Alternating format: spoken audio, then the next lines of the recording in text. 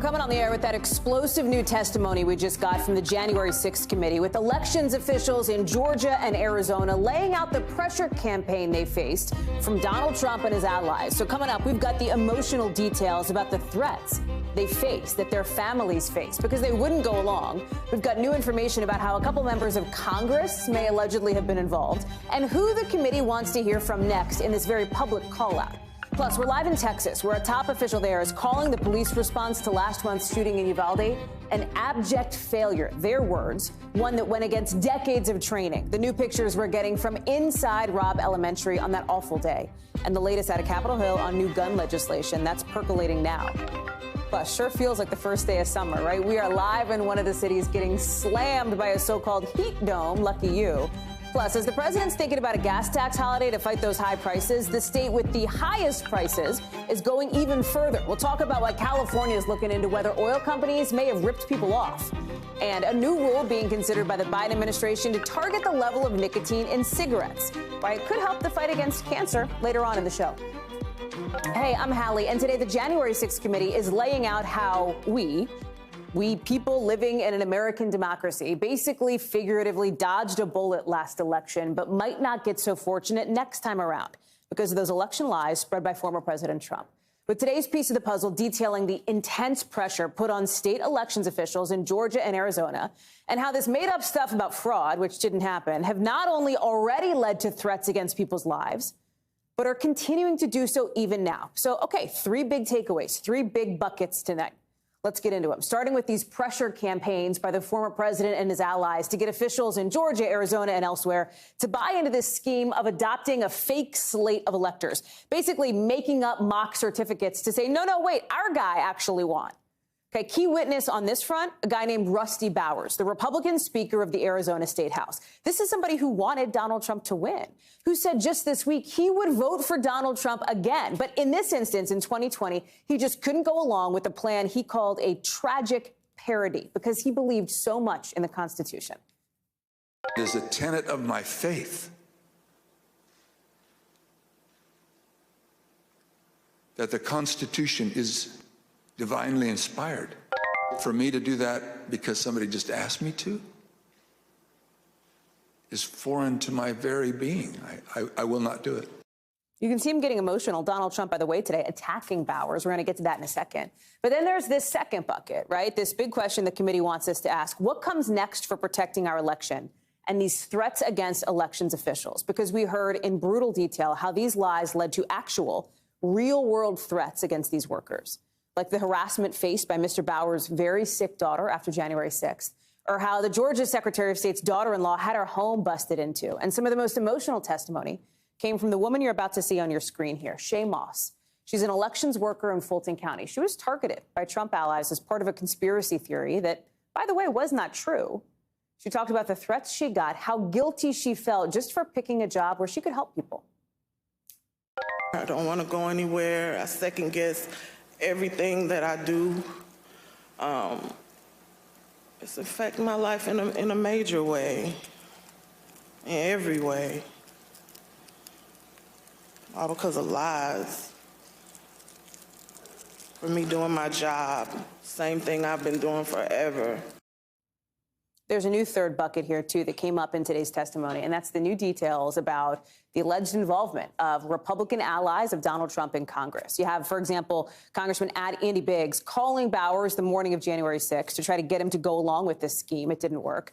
And then we learned for the first time about this exchange from that morning. This is really interesting. This is an aide to Republican Senator Ron Johnson and former Vice President Mike Pence, an aide to him. So the Ron Johnson aide says, hey, we've got this alternate slate of electors to try to give to Mike Pence. Mike Pence's guy goes, don't you dare, basically. He says, do not give that to him. We've got the new statement from Senator Johnson on that. And as we get ready to hear about what was going on inside the DOJ, the Justice Department, at the next hearing Thursday, we also heard right at the end of today's hearing about the one person the committee really wants to hear from, and that's this guy, former White House counsel Pat Cipollone. The top Republican on the committee, Liz Cheney, says the American people deserve to hear from him. that they're working to try to get after his testimony. We got a lot to get to with our Hallie Vitale on Capitol Hill. And so this CIPOLLONE thing is interesting, Hallie, because this is somebody who was the attorney, the White House counsel inside the White House when Donald Trump was in office, would have been involved, presumably, in many conversations around this fight that Donald Trump was putting up to try to overturn the legitimate election results. A source close to CIPOLLONE is telling our team that he's been cooperative with the committee with Donald Trump's permission, but there are serious privilege concerns. Institutional concerns, too. Talk us through this, right? Because CIPOLLONE, as a counsel in the White House, probably has a fairly strong executive privilege claim to make here. Yeah. At the same time, the committee desperately wants him to speak to them. Yeah, and you can understand why. You just laid it out. As they're putting together this pressure campaign inside the Department of Justice and trying to craft a narrative that is as close to the former president as possible, of course they're going to want to speak to the top lawyer in the White House, who was in almost all of these meetings and certainly has his own analysis of what was legal and what wasn't. That's certainly a question that they have made clear that they want to continue to provide answers to, showing that Trump and people in his orbit thought that the schemes that they were undertaking were illegal and were doing them anyway. What I asked Congresswoman Liz Cheney as they were leaving is if they need to postpone or if they need to pause their hearings because they want to hear from people like CIPOLLONE. This is what she told me, not exactly answering the question. Listen. Given what you said about Pat CIPOLLONE, can you continue on the hearing schedule that you're on right now? Or do you need... We're going to continue to reach out to Mr. CIPOLLONE. So they're continuing to reach out to Mr. CIPOLLONE. She says they're, of course, still waiting for that. But it's, again, the thing that we've talked about all the time, Hallie, which is the fact that they are laying out a public narrative at the same time that they're still fact-finding.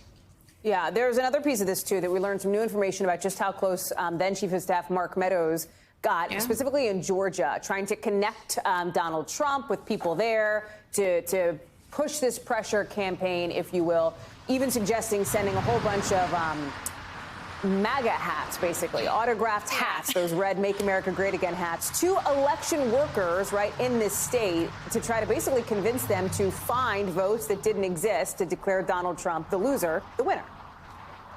Yeah, that's exactly right. And they used more colorful language for what Meadows was trying to send down there. Even on streaming, Hallie, I don't think we can say, like, S-load. But very sanitized for television, yeah.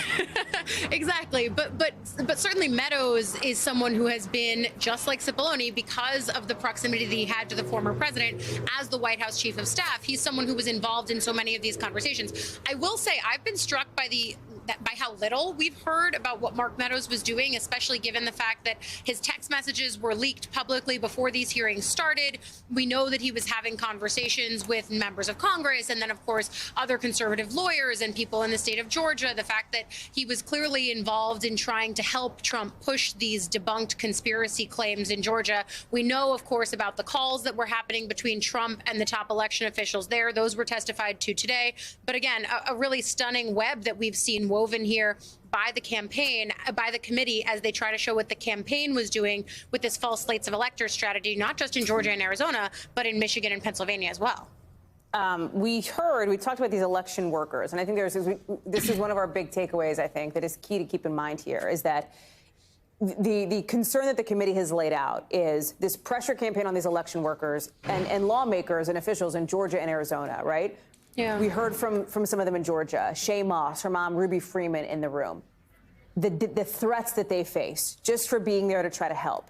They are no longer election workers, right? Shay Moss is no longer an election worker. Nobody that she worked with on Election Day and in the weeks after is still working in that county as elections workers, because who would want to, is sort of the point that she's making. And I don't want to put words in her mouth, but it's this idea of, like, with all this is what I get, right, for putting myself out there to try to help my community. Yeah. That's the concern that the committee is trying to link to why this is an issue perhaps down the road to 2024.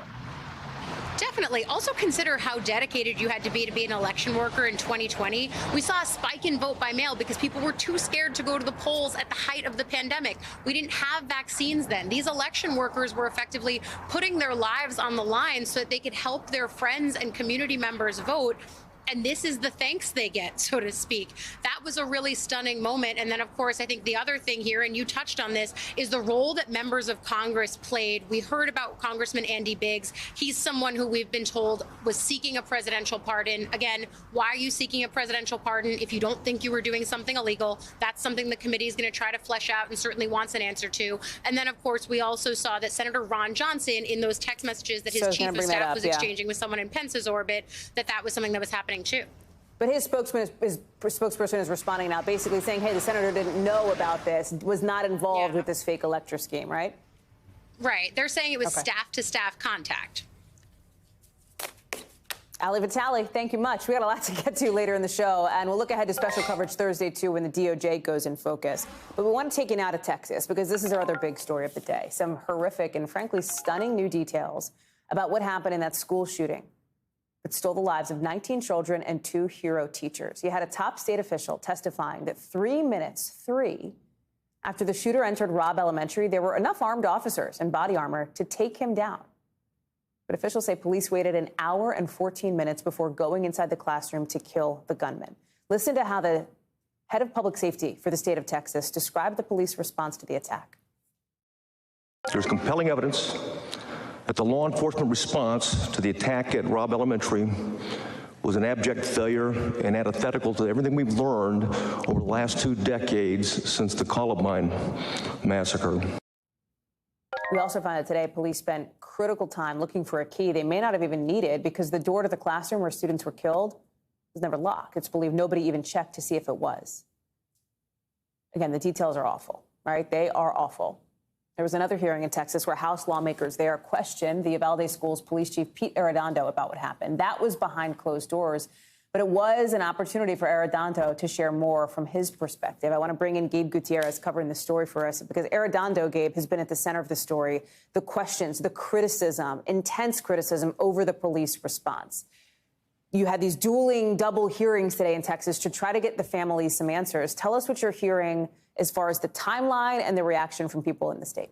Well, hi there, Hallie. Well, it has been incredibly frustrating for the families of these victims and also members of the community. Last night, there was a public hearing where they basically begged for the police chief to resign, and he's been at the center of this controversy. But yes, you touched on some of the key points there, Hallie, that now, according to this latest timeline put forth by the Texas Department of Public Safety, in just 3 minutes, there were officers on the scene that had firepower. They had rifles that could have taken on the suspect, according to the head of Texas DPS. And by the way, Hallie, something you didn't mention, the head of Texas DPS also said that most of the police radios and the sheriff's radios at the scene actually didn't work. The only ones that did were the ones from Border Patrol, raising a lot of questions about how it got to happen in the first place. But a lot of questions put forward to the police chief, Pete Arredondo, as you mentioned. Take a listen at some more of what the Texas DPA chief had to say. The only thing stopping a hallway of dedicated officers from entering room 111 and 112 was the on-scene commander, who decided to place the lives of officers before the lives of children. So yeah, Hallie, as you just saw, some of the evidence presented today directly contradicts the phone calls that the chief made to a police dispatcher at the scene that said basically that they were outgunned, that they only had pistols, and that the shooter had a rifle. From you see there, from the new information, there were ballistic shields at the scene within 19 minutes of this incident starting, Hallie.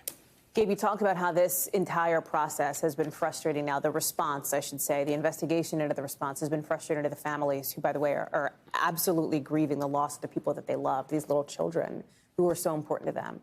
I have to imagine that one of the frustrating elements to this has been the lack of a public response, right, from Police Chief Pete Arredondo of the school district here.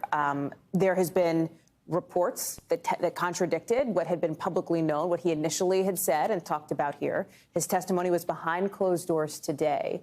Do we know anything more about the Arredondo response, especially when it comes to these new details here? And so, Hallie, just within the last few moments, our team down in Texas actually saw Pete Arredondo leaving the hearing he testified in, and he went into an elevator and ignored reporters' questions. Now, Hallie, the video you're seeing right there, that was the Texas Senate today. Arredondo testified behind closed doors at a Texas House hearing, in executive session, basically explaining his point of view. Now, we should point out, we have repeatedly asked him for comment since the first news of this new information broke late last night. He has not returned our request for comment. But, Hallie, earlier this month, he did say that he did not believe he was the incident commander at the time. He said that in an interview, but yes, he has been very reluctant to answer reporters' questions, and members of the community are asking him for more answers. By the way, Hallie, one more thing. There's a Uvalde, Texas City Council meeting later on tonight, and they're supposed to vote on whether he be granted a leave of absence from future meetings. It's unclear why, Hallie. Do we think that that'll go through, Gabe? Do we have any idea how that vote's going to go? We don't at this point. Again, it's unclear, but you know, this is a lot of questions being raised down in Texas, and that hearing today definitely raised a lot more. Some stunning information in that stunning timeline, the most detailed we've gotten so far from the head of Texas DPS, Hallie. Gabe Gutierrez, thank you. Appreciate it. Speaking of the backdrop of all of this in Washington, right? The push for new gun legislation after that horrific Uvalde shooting. And now, tonight, both Senators Chris Murphy and John Cornyn, a Democrat and a Republican who have been leading these bipartisan talks, they say they're in agreement and that the final text of that bill is going to be released very shortly, maybe while you're watching me talk on camera here. We don't know. We keep hearing it's going to be any minute. Let's see. They've finally come to terms on some big sticking points like red flag grants and the so-called boyfriend loophole. This bill also includes enhanced background checks for 18 to 21-year-olds. So basically shoring up background checks for that age group, more money for school safety and mental health, and then penalties for so-called straw purchases. Here's the deal, though. Senators are saying, yeah, we need, this is nerdy, right? But they need actual words on paper, text of the bill today, so that they can get a vote done this week before they all leave town for the July 4th recess in just a couple weeks. Joining me now is Julie Sirkin. So, Julie, I feel like this is when is the tooth fairy going to come? I don't know, maybe soon. What's up with the release of the text? Do we think it's tonight? Do we think that the process will start so they can actually get something done before July 4th? Well, Hallie, as you mentioned, the top negotiators on this, Senator Chris Murphy and John Cornyn, a Republican and Democrat, both say that it will get released any minute now. Senator Cornyn even said that it has been maddeningly slow. I wanted you to take a listen to some of my conversation with Senator Murphy when I asked him, what's taken so long? Yeah, I think we reached agreement, and just we're dotting the I's and crossing the T's right now. I think we're in good shape. Look, Senator Murphy is about to speak on the floor any minute. I'm holding my phone tight. I'm looking down the hall here because it will be any minute. And once that happens, they can potentially start the process tonight on the floor. I hear it buzzing, Jules. You can take a look as I ask you this question, which is how many Republicans they think could get on board with this, right? Because we know that the negotiators want more than 10 Republicans, which would make 60 if all Democrats vote in all. Do we have any idea once this vote actually happens, will it pass with broad bipartisan support? Well, look, they've been in close consultation throughout this process, not just with those 10 that signed on to the framework to get to 60, but with more than that, to get to potentially 70% of the Senate, because they know well that at the NRA, other gun groups are going to start putting pressure on Republicans to start picking them off and picking off their support, quite frankly, for this bill. But all signs point to yes, if there's text out tonight, if they can get this bill on the floor, there's no reason that it shouldn't pass, because as Senator John Cornyn told me earlier today, he's been in touch. The bill text being released will match the framework, and they've resolved all the issues. Julie Sirkin live on Capitol Hill for us. Jules, thank you. Appreciate it. The Supreme Court today not yet issuing big rulings that we anticipate coming down on guns or abortion. But they did issue a decision on a pretty interesting case that deals with public money and education. What kind of education that money can be used for. And according to some experts, it does blur the lines of separation between church and state, because today the court ruled that state programs that give money for public school tuition cannot exclude religious schools. The whole thing came up in Maine, where a state program made taxpayer money available to families who lived in areas that didn't have a public school, right? So the money then You live in a place that doesn't have a public school. The money was greenlit to use at a public or private school in other areas, but specifically not for religious schools like Catholic school. The court says that restriction violates religious freedom. Let me bring in Pete Williams now. Pete, talk to us about the bigger picture here, the broader significance this case could have as it relates to those distinctions between church and state. I think what's happened over the years with the Supreme Court, Hallie, is that in the past, the Supreme Court would say the state should avoid becoming involved with religious institutions, giving taxpayer money to them, in order to remain neutral on religion. Now the Supreme Court seems to be saying, no, that's not neutrality, that's discrimination. If you have a program that applies to public schools, it has to, and private schools, it has to apply to religious schools as well. So the immediate effect, of course, will be on Maine itself, Vermont, which has a similar program. And then there are a little over a dozen states, somewhere between 12 and 20, that are considering expanding the programs for school vouchers that give taxpayer money to parents that can be used to send their children to public or private schools. And the question there is, can that money then be used to send them to religious schools? And I would think that under today's ruling, the answer to that is probably yes. So this is a further taking down the wall of separation between church and state. What the Supreme Court said today in an opinion written by Justice Roberts is that Maine's program was too much of a wall between separation and church and state. What the dissenters say is that this lowers the wall too much. Pete, it feels like as we hit the end of June, people start to hold their breath a little bit for the big decisions to come down out of the Supreme Court justices. We are awaiting major decisions on, for example, a guns case on concealed carry out of New York, an abortion case, of course, out of Mississippi on Dobbs. I know you don't know. Nobody really knows. But so I guess I don't even know what the point of this question is, because I can't say when is that coming out, Pete, because if you knew, like, you would tell us. I know that you would, you know. Well, I think, you know, most people look to end of June as when we get the big decisions for a simple reason that that's when we usually get the big decisions. Right. But I think that all the indications are that this term is not going to end in June. It's going to go into early July. Probably past the 4th of July, which is a holiday weekend anyway, into that week, maybe even next week. This is, you know, it's just taking longer for the court to get agreement on these big cases. This term has turned out to be such a blockbuster. Not only the argued cases, but all the cases that have arisen on what's called the emergency docket, what's derisively called the shadow docket. It's just been an extremely busy term. So I, of course, don't know, and I don't think anybody knows, including members of the court. I mean, decisions are done when they're done, and nobody can say when that is. But I would think we're going to still be talking about the Supreme Court early into July. That's my best guess right now. Are you at all annoyed that that is delaying your retirement, Pete Williams? No, my retirement is July 29th, and I think the court will be done by then. Pete Williams, we appreciate you. Thank you. We'll talk soon. Appreciate it. All right. So today, when you talk about news overseas, you've got the State Department confirming the death of Steven Zabielski, a U.S. citizen who's now confirmed to be the second American killed in Ukraine in the fighting in the war there. His death was first announced in an obituary in a local paper, The Recorder, saying he was killed last month. So today, you now have the State Department reiterating its warnings that no U.S. citizen should go to Ukraine at all, and that if any U.S. citizen is there, they need to leave immediately. We're also hearing today from Cheryl Griner, the wife of WNBA star Brittany Griner, who's been detained in Russia for months after officials allegedly found cannabis oil in her luggage. In a new interview with the AP, her wife says that for 2 weeks, she had a call set up through the U.S. Embassy to speak with Griner, BG, she calls her, for their anniversary. But because the U.S. Embassy in Moscow was not staffed that day, the call never happened. It's ridiculous. It makes me hopeless, you know, in the fact that our government is doing anything to get my wife back home.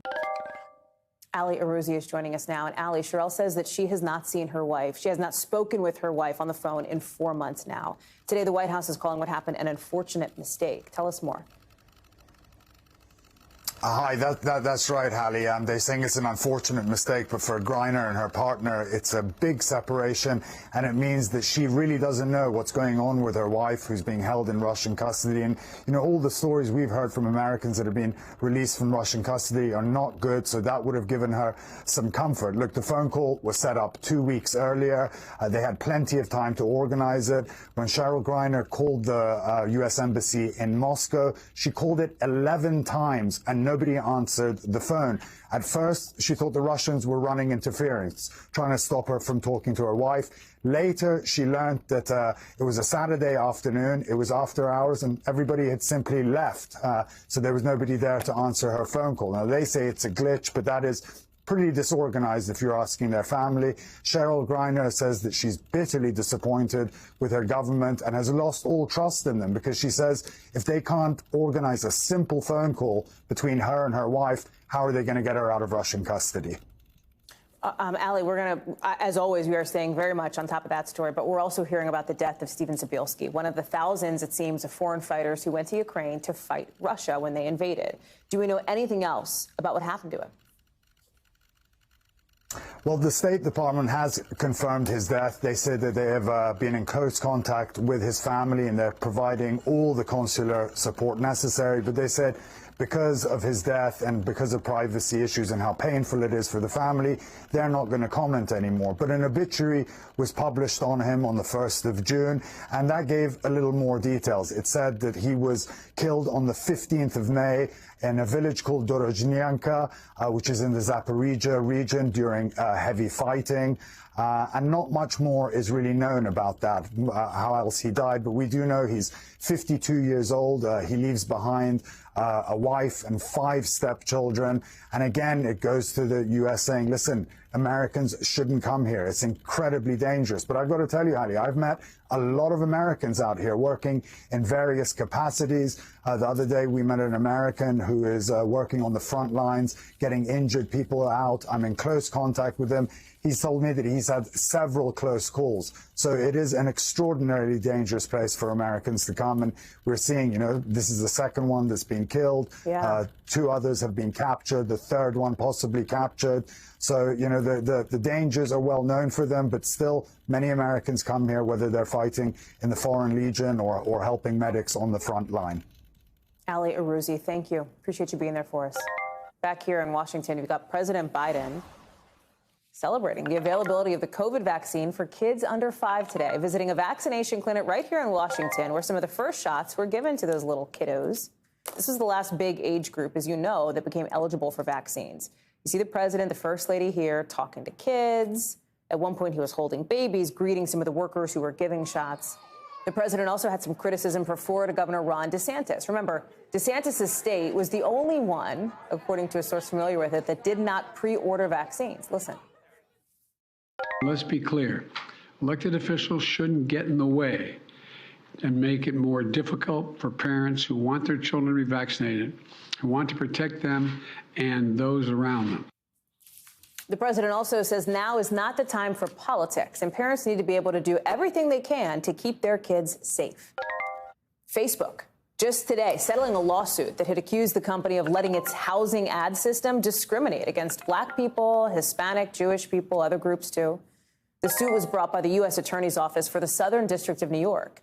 And it said housing providers could actually tailor ads so that people of certain races or religions or gender would or would not see certain listings, right? They gave an example of this.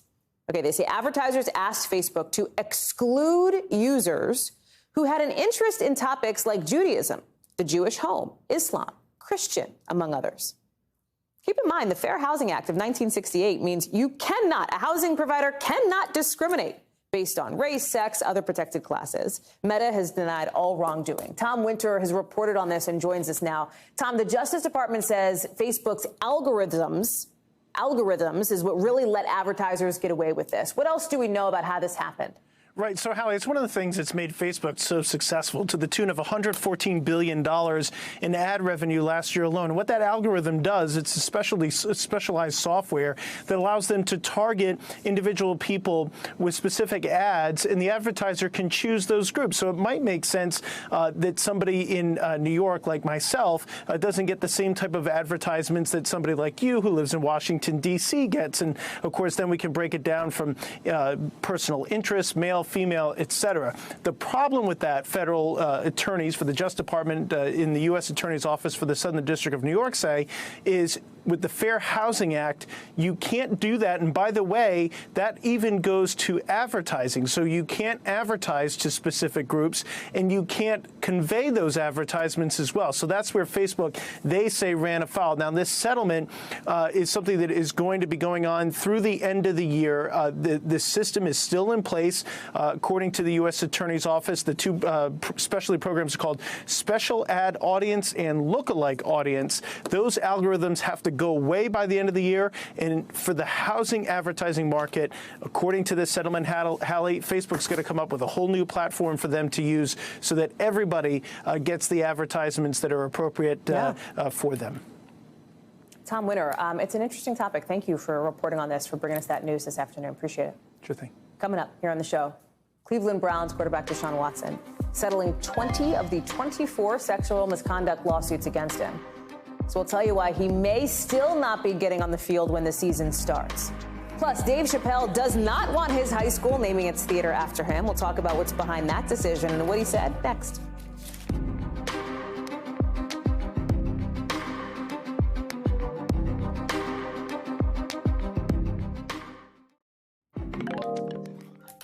Happy first official day of summer. How are you celebrating? By sweating profusely? 34 million of us are feeling the heat. Because from the Midwest to the South and the East, there is this, there you see it, heat dome, cranking up temps to maybe record-setting numbers. Cities from Chicago to Memphis, even Cleveland, are hitting temperatures close to, if not into the hundreds.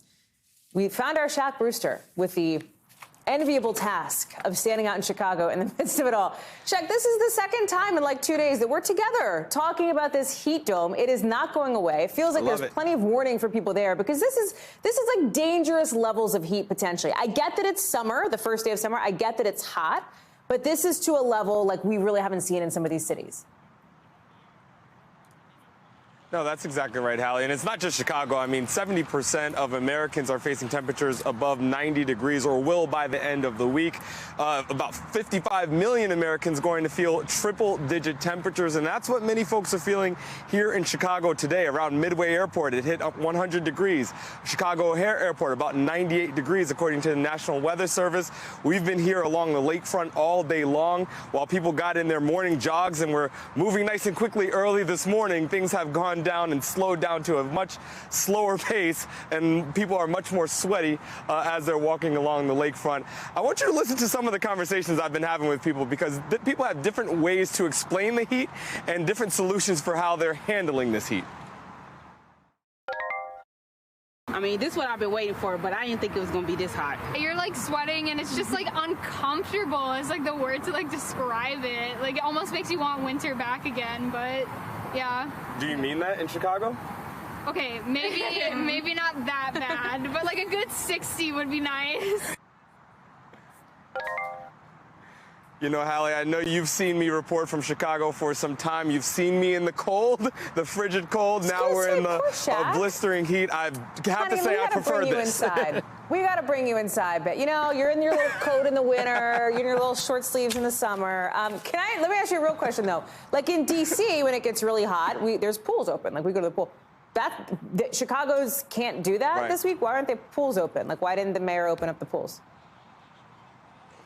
Yeah, the opening of the pools has been delayed at this point to July 5th, despite the temperatures. Hallie, this is all related to the pandemic. There's a lifeguard shortage here in the city of Chicago, so they don't have enough lifeguards to open the city's 49 pools. They said they're looking for, an alderman says they're looking for about 300 lifeguards. So they're trying to do what they can. They've offered a $500 signing bonus for lifeguards who come in and who get trained. They removed the residency requirement that initially actually existed here in Chicago. They're even offering about $600 if you refer someone who then becomes a lifeguard. But until July 5th, you don't have any of the official city pools open. And there's a potential suggestion that you might not get all of them open once they finally do open, depending on how many lifeguards they are able to recruit, Hallie. That's tough in a heat wave, Shaq. I fear the next time we see you, you will be lifeguarding at one of those pools, reporting on that. Shaq Brewster, many adventures ahead for you, friend. Thank you. Appreciate it. Let's get you over to the 5 things our team thinks you should know about tonight. Number 1, something like 40,000 employees of the railroad in the UK walked out on the job today, meaning a total nightmare for commuters. The workers want better pay, they want better working conditions, and they want the train network to be modernized. Only about 20% of trains there were running today. Number 2, a lawyer for women who accused Cleveland Browns quarterback Deshaun Watson of sexual misconduct says he has now settled 20 of 24 cases against him.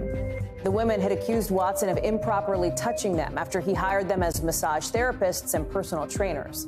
Watson has denied any wrongdoing. The NFL is investigating him, and he faces a potential suspension for violating the league's personal conduct policy. A spokesperson today says the NFL does not have a timeline for when it expects to finish that investigation. Number 3, Brooks Koepka, reportedly the latest golf star to join Live Golf. That's that controversial Saudi-backed league. The 4-time major champion is expected to make his first Live appearance in a couple weeks in Portland. Number 4, comedian Dave Chappelle says he actually doesn't want his theater at his former high school to be named after him. He went to the Duke Ellington School of the Arts here in D.C., but he got backlash from some students over his comments about the LGBTQ+ community in his new Netflix special, critics calling what he said transphobic. Chappelle said he thought the backlash against him lacked nuance, but he also says he doesn't want a theater with his name on it to distract students from focusing on the meaning of their art and what they do. Number 5, Krispy Kreme introducing a lineup of donut-inspired soft-serve ice cream today. That's right. If you love Krispy Kreme donuts, you can now get it in a cone ice cream milkshake version, too. The chain says they plan to gradually roll them out to other cities in what is an apparent quest to become the world domination of all things dessert-related. You get everything on this show.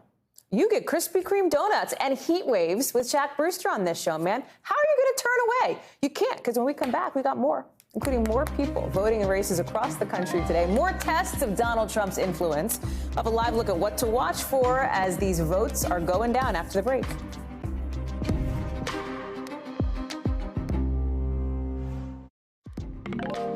Today, voters in Alabama are putting the Trump endorsement to the test in a runoff for the state's Republican Senate nomination. So they're picking who is going to represent them in the GOP lane in this Senate race. Incumbent Congressman Mo Brooks, the guy you see here, initially had the endorsement from former President Trump.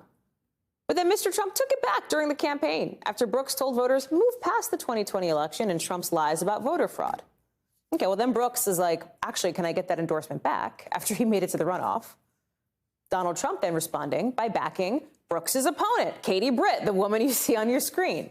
So that's what's going down in Alabama. In Georgia, you've got a different runoff on the Democratic side. It's for Secretary of State. The winner tonight will face GOP nominee Brad Raffensperger in the general.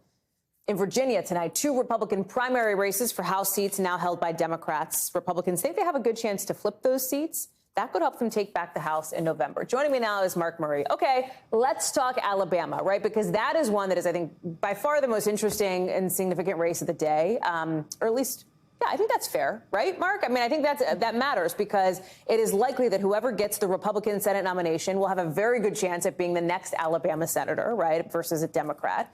You've got Mo Brooks, Katie Britt, this test of the power of Donald Trump here. Yeah, Hallie, and, you know, in a lot of ways, when Donald Trump decided to intervene and finally endorse Katie Britt in this contest, it came after all the winds were kind of blowing in Katie Britt's direction. She's out advertising Mo Brooks by nearly a 10-to-1 margin over the airwaves right now. She's picked up some key endorsements beyond Donald Trump's and ended up getting 45% of the vote in the original balloting last month when you ended up having Mo Brooks at 29%. So she got really close to being able to cross that threshold to avoid a runoff. And so all signs are pointing to her as the big front runner tonight. And it was no surprise that Donald Trump just endorsed her just a couple of weeks ago, knowing that the winds were already blowing in her direction. What else are you seeing as significant? Like, what should we be talking about tomorrow morning when some of the results start coming in? Yeah, and so the other thing you talked about, that Secretary of State's race in Georgia, be given just the high-profile nature that Brad Raffensperger played in today's January 6 hearings. Democrats are going to pick who their nominee is in this contest in November. And as we've learned, Hallie, that it does matter who a Secretary of State is, whether a Republican, a Democrat, a pro-Trump person. These kind of offices do end up mattering, and we're going to be watching them throughout the fall. And then those races in Virginia for the general election, Abigail Spanberger, Elaine Luria, big Democratic stars who won office back in 2018. They're going to be facing a really tough environment and tough matches for their re-election this November, just with the political winds blowing in the Democrats' face right now. Especially in two districts that both went for Glenn Youngkin, the Republican governor, not too long ago, right? These are swing districts, Hallie, and this is why, in a lot of ways, Democrats have always circled Luria and Spanberger to be stars, that, the people who can win the swing districts in the 2018 cycle, in 2020. But both cycles, Hallie, were kind of Democratic years, and this is not shaping up to be a Democratic year, and it's why the Cook Political Report has both of these contests being toss-up, and we'll end up getting the Republican nominees for these races tonight. Mark Murray, thanks so much. Good to see you. Coming up, gas prices may still be ridiculously high, but it doesn't look like that's going to stop a lot of us from getting in the car. Why AAA is expecting record high road tripping for the 4th of July. And imagine checking out the security cam at your house and seeing this. Oh yeah, a bear fight. What? What? We're going to talk about that in the local next.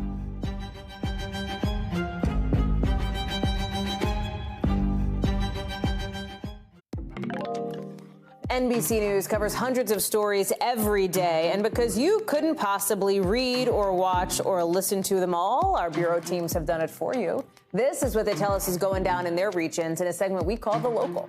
From our Southeast Bureau, more than 1,000 Southwest pilots, Southwest Airlines that is, lined up outside Love Field in Dallas today. They want better treatment and new union contracts. Now, the pilots say it's not a walkout, but it was a informational picket, they say, to get the company's attention. Southwest Airlines told our local affiliate it is aware that off-duty pilots picketed and respects the rights of its employees to express their opinions. This didn't affect any flights for Southwest. From our Northeast Bureau, one person has been killed, 2 others were hurt after a tractor-trailer hit a popular sports bar in Poughkeepsie, New York on Monday. You can see a whole section of the place just collapsed. Investigators are still trying to figure out why the trailer veered off the road. And from our West Coast Bureau, a security camera caught 2 bears facing off in the carport of a home in South Lake Tahoe. These are the bears. Ugh, you see it. They're on their hind legs, charging at each other. There was a person who lives in the house. She heard the growling. She thought it was just a bear going after like a coyote or a raccoon or something. Who won? Do we know? No, we don't know. Okay, we're going to find out more on this crazy story for you. Even with gas prices near $5 a gallon, AAA is expecting a record number of us to hit the road for the 4th of July. Are you planning a road trip for the holiday? Chances are good that you probably are, because 42 million of us are expected to drive 50 miles or more over the holiday weekend. Only 3.5 million people are planning to fly, something AAA thinks could be because folks are worried about cancellations and delays. They say the number of people traveling by air will be the lowest since 2011. It's coming as President Biden is considering a gas tax holiday, which would temporarily knock about 18 cents a gallon off the cost of gas.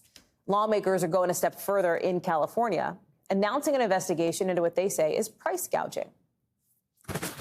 Excuse me. Remember, Californians are paying some of the highest prices in the country, $4.97 a gallon across the nation, but in California, it's $6.38 a gallon. Ouch. Julian Kent is joining us now. So let me take this in a couple of buckets here. What is up with more people wanting to drive? I will tell you, I'm supposed to fly to New York this week. I'm not going to fly because I am concerned about the flight situation. I got to get there for, coverage and for the Today Show and everything else. Is it that people want to drive because they like driving and they want to, or because they're concerned about trying to get an airplane after like all these cancellations we hear about? Yeah, I think it's a little bit of both. And overall, when you look at the bigger picture, this is really the summer of revenge travel. How many people have already told you, this is my first trip, my first wedding, my first family reunion in more than 2 years? Basically, people are fed up. And with inflation going up yet again last month, what we're also seeing is a lot of this inflationary psychology playing out. You've got people who are worried about prices going up even more, so they're spending now because there's basically fear that what you want is going to get even more expensive. And driving somewhere makes a lot more economic sense for people. And then you got those flight cancellations. So you're seeing a lot of these drivable destinations get a huge bump in tourism this summer. But I was just looking, global destinations, though, are pretty hot, too. Google says that searches for passport appointments surged 300% in the first 4 months of this year. So a lot of people saying, I'll risk that flight cancellation, Hal. Yeah, no kidding. I love this idea, too. I don't know that I love it, but I love that we're talking about it because I think it's so interesting. A gas tax holiday, because it is a politically somewhat complicated thing that the Biden administration is going to have to figure out. The president has said he's going to make a decision by the end of the week about it. Yes, in the short term, it'd be great. That's like an immediate 18 cents off a gallon of gas, right? Snap of a finger. What happens, when that temporary relief goes away? You know what I mean, Joe? Like, and what happens if that's maybe right before the midterms? I mean, there's some minefields here. Oh, there's tons of minefields, and the prices are likely to continue as long as Russia's invasion of Ukraine continues. So the federal gas tax, as we know it, is 18.4 cents a gallon, right? And then states have their own additional gas taxes. And right now, about 20 states are thinking about doing a gas holiday. You've got 4 states, Connecticut, Maryland, Georgia, and New York, all having their own gas tax holidays. And yes, consumers are saving. You might be feeling that if you live in some of those states. But according to a study from Wharton at Penn, even though you save in the short term, the amount that you save from the gas tax holiday actually gets smaller as the end of that gas holiday approaches. And so some gas prices can actually come back higher, according to Wharton, than they were without the gas tax holiday at all, which is just sort of a mind, it just blows your mind. It is a mind blower, which I assume is what you're going to say, Joe. There's also President Biden responding to Chevron today, calling the CEO sensitive after Chevron responded to this letter to oil companies asking for what the Chevron CEO called an honest conversation about gas prices. You've got California, where you are going even further. They're looking into whether people are getting straight up ripped off, right? Because that's what they're seeing in this 2019 review that suggested big oil companies might be overcharging by like $1 a gallon. It's all, I think, worth having a conversation about, but it's not like, again, tomorrow this is something that could help, or is it?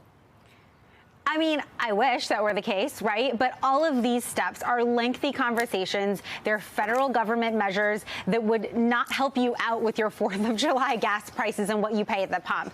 But what I find so interesting is you've got this back and forth between the White House and the oil companies. And it's really revelatory because at the very bottom of the letter from CEO Mike Wirth from Chevron, he is implying that President Biden is not involved enough in the discussion on how to bring down prices in the long run. The piece that I thought was so interesting is he said, I encourage you to also send your senior advisors to this meeting so they too can engage in a robust conversation, implying that the White House is not represented enough through Secretary Granholm, who will be meeting with Chevron and the oil companies. So a little bit of rough around the edges right there. And what we're starting to see is that, you know, the White House wants to blame the oil companies. The oil companies feel like they're not represented in a real reform conversation. And so that's where the challenge is, to really work that out to bring prices down, if that is even possible, given the supply and demand problem. Joel and Ken, I appreciate you breaking that down for us. It is complicated, and you do a masterful job at it. Appreciate it. Still to come. The Biden administration is taking another step forward, trying to get people to quit smoking. And this involves what is in the cigarette itself. We're going to get into that and your nicotine next.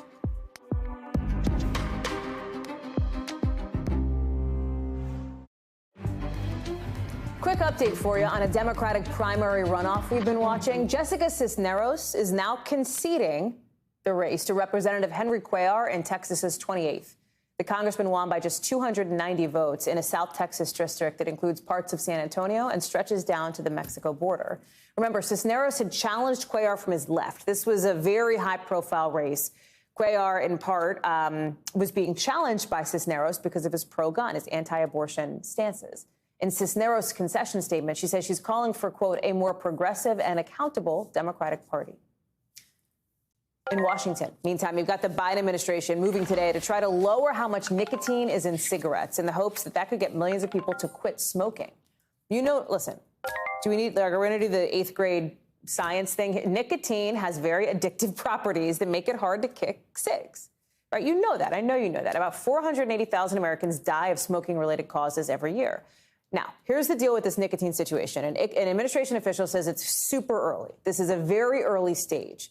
And what this means is that the FDA can start to look into changing the rules. So this is not even a changing of the rule. It's a beginning of the conversation about changing the rule. You've also got to think about the opposition here, especially from tobacco companies that could delay or push this off altogether. But this would be a move that fits in with this administration's goal to cut cancer deaths.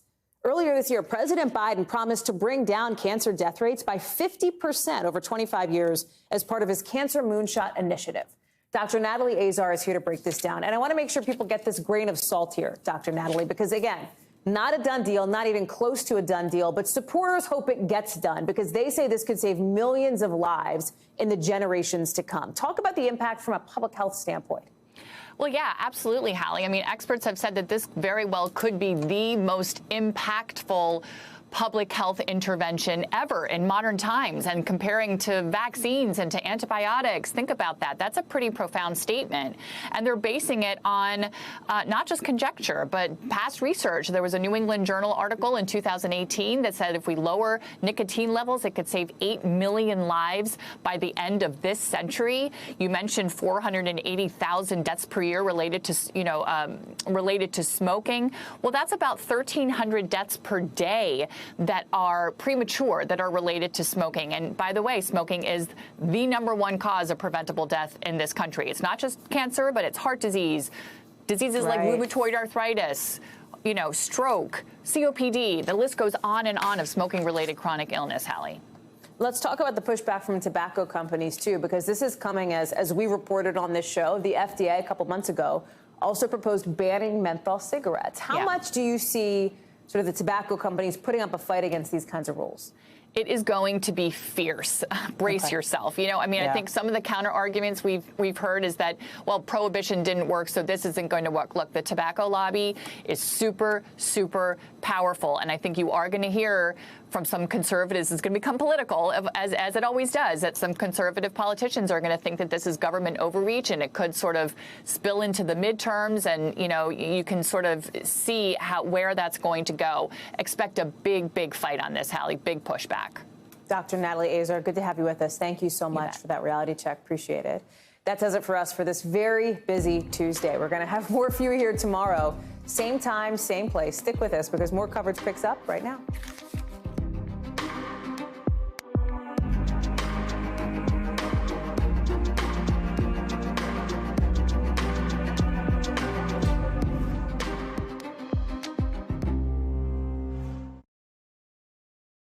Thanks for watching our YouTube channel. Follow today's top stories and breaking news by downloading the NBC News app.